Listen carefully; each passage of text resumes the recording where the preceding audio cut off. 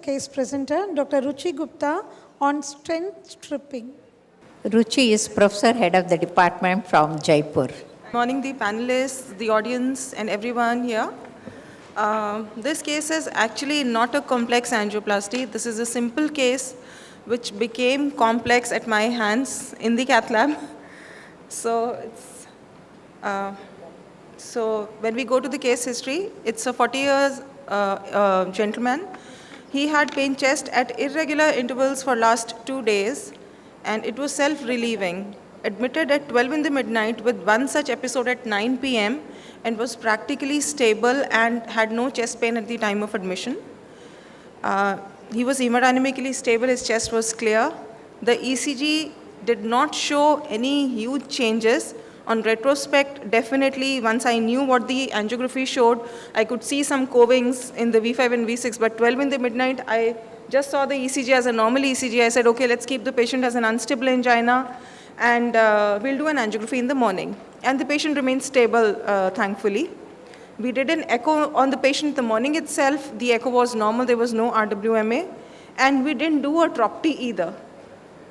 But when we took the patient for a angiography, the shot showed a critical proximal to mid LAD, discrete lesion, but the lesion looked like very simple, easily doable.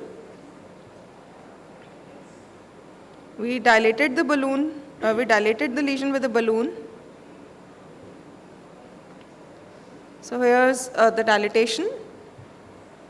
Next, we just simply, after dilatation, we simply deployed a stent, 3x332 drug-eluting stent by SMT Grace. I'm telling this because they have an excellent trackability, so I didn't fear any complication with this. So we did the stenting, and after we'd done the stenting, there was slight haziness just distal to the stent. We were not sure whether it was a mismatch. We were not sure whether we'd caused a dissection. I'll again play the slide for you. So this point, slight haziness was there, and we were not sure what it was. And the kind of lab where I work, we don't have access to intravascular imaging, OCT, anything. So we just go by, what the previous thoughts and teachings have been. So thinking that it might not be dissection, which we might miss and later on may create a problem to the patient, we decided on stenting it again, the distal part. So we took a stent. When we took a shoot with this stent, we found it oversized and again landing in a plaque in the distal vessel, decided to retrieve it back and put a smaller sized stent. So in the process of retrieving, though we thought that everything was uneventful, we just simply removed the stent and brought in a smaller stent. But when I brought in the smaller stent, there came the stripped stent inside with it. I didn't know when we did it. When we retrieved the stent, we don't look at the stent when we retrieve it as a policy to see whether the struts have stripped off. Now that we do it regularly, but we just missed it. And when we put in the second smaller stent, here came the previous stent which had stripped off the balloon. And because we didn't know, it had already crossed the proximal LAD, but it was on the wire. So the best thing would have been to, so first, without losing patience, I didn't panic. I just put the stent which was deemed to be put in here. I just deployed the stent. And since we didn't have a gooseneck to bring it back, we decided on bringing it back with this balloon technique. So after we finished off with this, so the common risk factors for the stripped stents, they include higher degree of calcification in the vessel, tortuous vessels with proximal or moderate to severe angulation, prior coronary artery disease, bypass graft surgeries, and the passage through primary, recently placed on non-endothelized stent. So maybe we fall into this category. And here we deployed this stent. So I just positioned the stent and deployed it. Any more shoots would have displaced the stent further down. So we did not do that, and we planned on how to retrieve it. So as by the books, the gooseneck or the end stairs are the most commonly used and they contain multiple wire loops at 90 degrees to each other and create a lasso effect for retrieval. We didn't have that. The next possible technique was using a small balloon technique to bring the lost stent back. So I tried this. We did this. I don't have a shoot of that because I continued doing everything in a fluoro and removed everything en masse, including my guiding, so that I don't lose the stent anywhere. But here again, when I did everything and again took a simple cine, I found that the stent was very much there in the coronaries. Rather, it was now in the previously placed positioned proximal stent, if you can see this.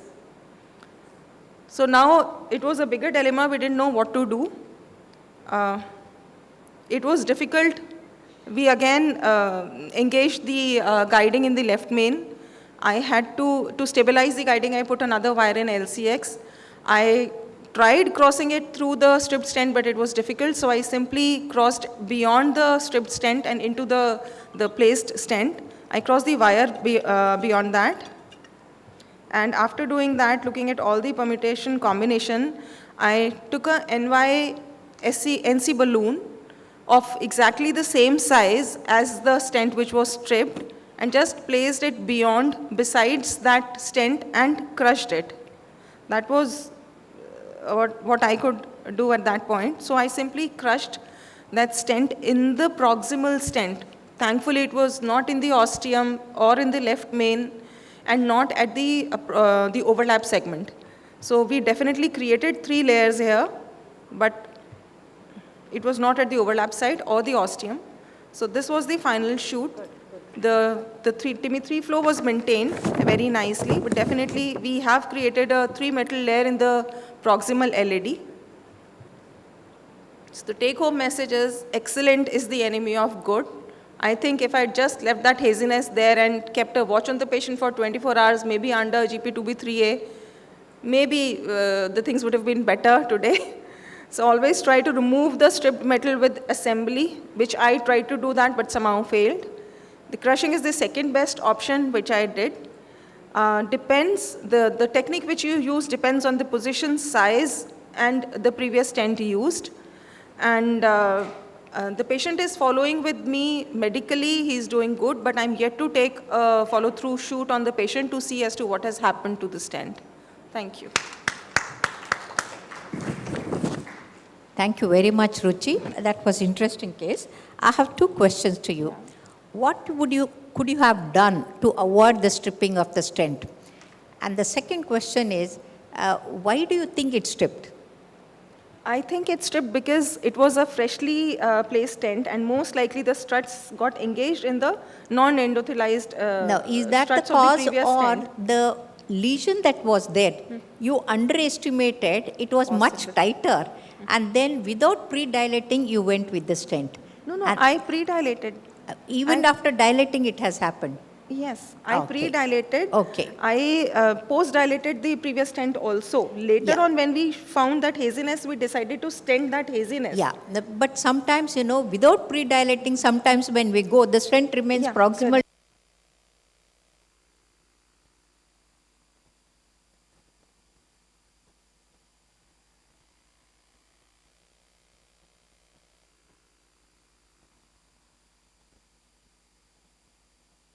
Most likely, it's got stuck in the struts of the previous stent. Yeah. Or maybe the angle was tough, it didn't Yeah. get negotiated In well. fact, nowadays stent stripping is much less compared to our era where we used to crimp it.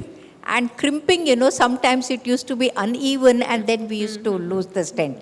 But today, everything is prepared. So you don't get that. So this thing. was Yeah. my first experience Yeah. with the stent stripping. Thank you, ma'am. Thank you, Dr. Ruchi Gupta. That was a great case. This thing, ma'am, as you rightly said, once the stent gets stripped off the balloon, it's very difficult to retrieve it. And in spite of all the snares and another thing, once if it's not coming, the best option is to, as you said, crush the stent there. Rather than bringing it proximally, and to bring into the guide Into the also will left be main or- difficult. yeah, would have been And it will difficult. get caught in the left main. And when you try to retrieve, the endothelial damage will be much more. So best thing is to strip it or plaster it to the wall, with the balloon. Especially when it is in a distal position. You're more safe there. Okay. Looked like a discrete lesion actually. Yeah, I did. That's what I said. I made this case complex. It was actually a very simple case. Why you ended up with a long stent? You thought I didn't see this coming up. This lesion which showed up later no, was the not first there in the stent previous itself. I angiography. thought it was a very long stent. Yeah. So I thought already I had taken a long stent because the lesion was very discrete. So maybe it was undersizing, oversizing of the previous stent or what, I don't know. Or maybe there was a dissection. I definitely don't know what happened. But all is well that ends well, ma'am. Thank you. Thank you. That was a great case.